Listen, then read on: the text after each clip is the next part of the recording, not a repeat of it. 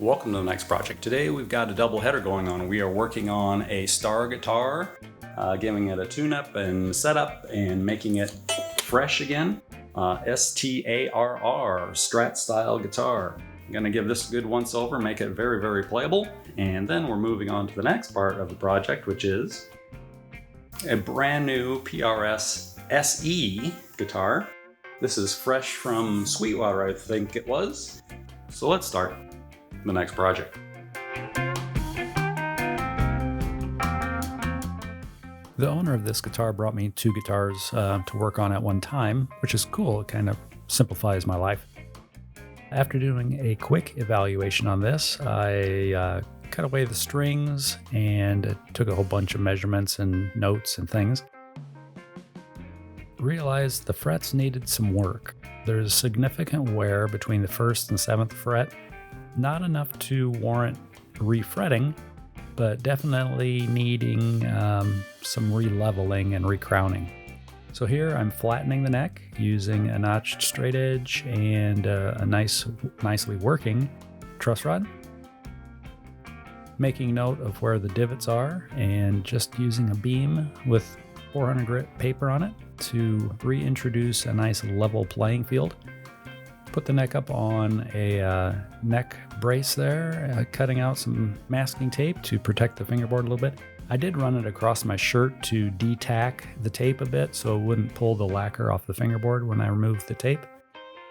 Use some rapid tap cutting fluid as what I call fret oil. And this is just to keep the filings from working on the frets from plugging up the diamond coating on the fret file. And that fret file is a modified StewMac Z file. I cut the handle off it a couple years ago maybe. Typically just use it up on the higher frets, up close to the body where either like an acoustic the body be in the way, or in this case maybe the horns would be in the way of the handle of a fret file. But I ended up using it for the whole fretboard. This guitar, the frets cleaned up really nice. They look like new again. Overall the project went pretty good. But there's other things to run across, and I noticed my camera, I think the light sensor is starting to die. It'll go bright, it'll go dark, it'll go yellow, it'll go red. Always something to fix.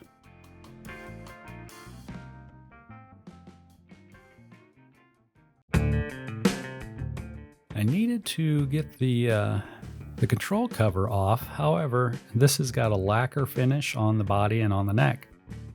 And I don't know how long this guitar has been in circulation, but I was not able to get the neck out of the neck pocket. This is not the first time I've run across this, and it's really a problem with some lacquer finishes that nobody seems to talk about. It can be removed, but I didn't want to go that step without the owner's permission and awareness of what could potentially be lurking. So I just pried the pickguard up a bit, got some electronics contact cleaner underneath there, cleaned up the switch and the pot, and moved on. And here's the next thing that was a bit of a surprise. Well, let's see if I can break the end off my screwdriver. Whoa, these babies are stuck in there tight. That's a new one for me. I haven't run across this before. Well, I'm only guessing at what the issue was here, other than some dirt and grime in there. This is a really tight, kind of a performance fit bridge setup. And all the little saddles, they fit in there tight by spec, I would imagine. And I think this is double chrome plated. I think just the thickness of the second round of chrome plating probably made everything a little bit too tight. That's just a wild guess though. I don't know what else it would be, but they were stuck. Anyway, I cleaned them up. I ran them over a Scotch-Brite pad. Probably took 0.010 of an inch off of them, and they all went back in there. Working pretty good. Cleaning alone did not fix the problem. New strings on the guitar. It has locking tuners on it. I always say Spretzel. It's not Spretzel. It's, what is it, Spurzl? Really nice tuners. Overall, a nice collection of parts in this guitar. And it's got some age to it. The lacquer finish on the body has It's checking a little bit. The neck is checking, but it's pretty good. It's very light also. Just nice little Strat style hot rod guitar. One control knob, which is the way I like to roll because I don't know how to use tone controls and all that stuff. Selector switch, which, I could just take a neck pickup out and just use the one pickup at the bridge and I'd be happy because I don't know how to use that stuff.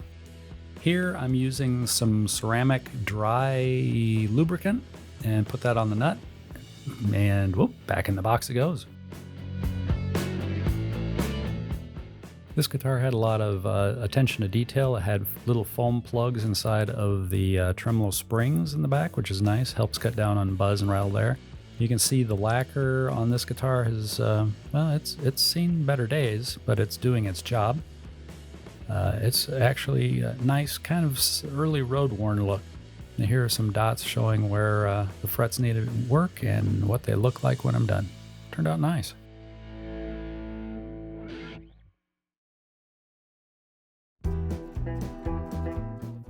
On to the next patient, and again, this was supposed to be a really quick and simple new string setup.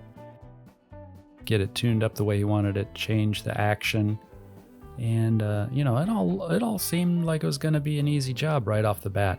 I did notice that the action was pretty high from the factory. This is an Indonesian PRS guitar, I believe.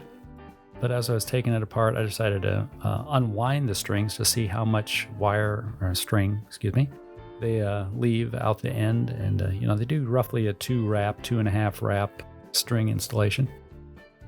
But then I noticed a couple of the tuners were a little bit loose. And so I was like, it's just the set screw. Well, there's a little bit more to it than that. And I'll talk about that later. But here what I'm doing is I'm soaking the holes with super glue. I put wicked super glue on the end of a toothpick so I could saturate the holes. Then I put accelerator or hardener, super glue hardener, accelerator, on the toothpick and dab that in the holes also. Now I'm able to reinstall everything, and the screws had a good bite. Good way to hold on to the headstock, or peg head if you prefer.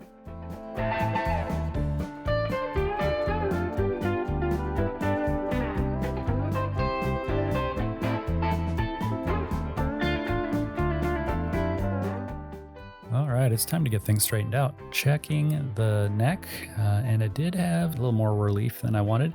So I removed the truss rod cover. The guitar comes with a nice little wrench that fits perfectly on that truss rod. Well, that's nice. Getting it straightened out, I burp the baby a little bit there, hold it up and wrap on the back of the neck to help release any tension that might be between the truss rod and the wood. And then I'm going down the line with a fret rocker, one of my least favorite tools, but you know what? They really do come in handy. Oh, that 15th fret is doing its own thing. Very interesting. Well, what are we going to do?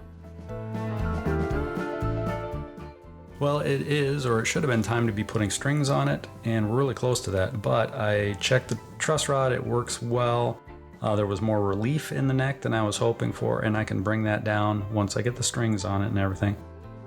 I did run a fret rocker in various length straight edges over the frets. I have a couple high frets, not terrible, but just a little high.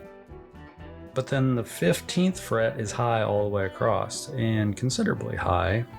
So I'm going to address the frets just a little bit, try to knock down the couple high spots, do some recrowning and polishing so they glisten and look great. I want to make the owner really happy with this setup. That will be good for putting it back together and putting strings on it, I hope. I wanted to be putting strings on it right now. What am I doing? Let's continue the next project.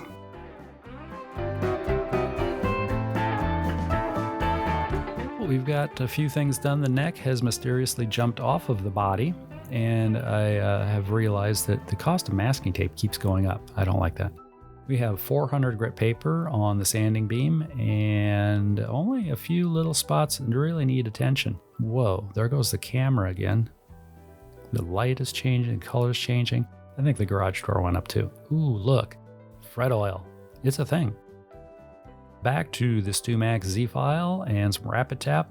And as you can see, there's barely any flat spot on some of these frets. I didn't have to take much off when I was sanding. Or leveling, I should say.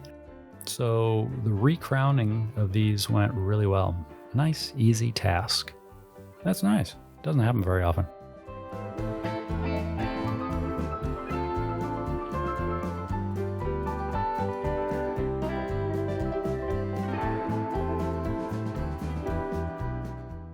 A little more fret oil and some elbow grease. No, really. It's just fret oil. And look how clean that is. Man, that's nice. That's a good day.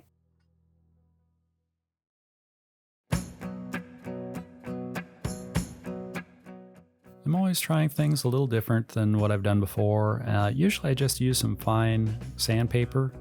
This time I started out with a green Scotch-Brite, ran side to side across the frets where I'd done my filing. Followed that up with some fine sandpapers of various grits. Oh, look at that, 1,500. Oh, that's nice. You know, did a little bit of sanding. This really took almost no time at all. Then back to Mother's Mag polish, which is just a fine metal polish. And the Dremel tool with a little cotton wheel on it. And boom, ooh, shiny. Ooh, you can see before and after right there. Looking pretty good. Easy, easy. I like that.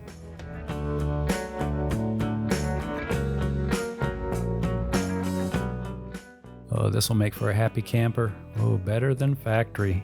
Look at that.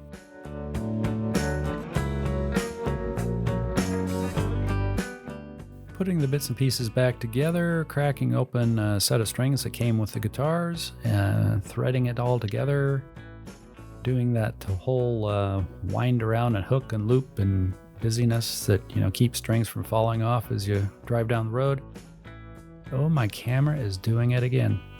Might be time to invest in a new camera. Well, oh, there's the logo. Must be getting close to the end. Hey, I want to thank everybody for joining me through this project, or projects, I guess it is, right? Yeah, two in one. Same admission price too. Wow, you can't beat that.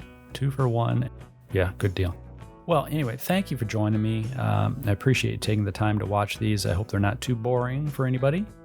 Nothing too exciting in this one overall, other than my camera kind of crapping out on me, but things happen. Please take care of yourself and those around you. Subscribe if you haven't done so already. What else? There's something else important. Ring the bell for future notifications. Share the video or videos if you can. I appreciate that. Thumbs up, ring the bell. Leave comments too, please. Love hearing what everybody's got going on. And if you have one of these, a Starr Guitar or one of these PRSs, please let me know in the comments too. I'd like to hear what everybody thinks of them. The owner really likes this guitar, especially now that it got lower action. You'll see here in a moment, this thing had pretty high action out of the box, bag, whatever. Take care of yourself, those around you. Until next time, bye.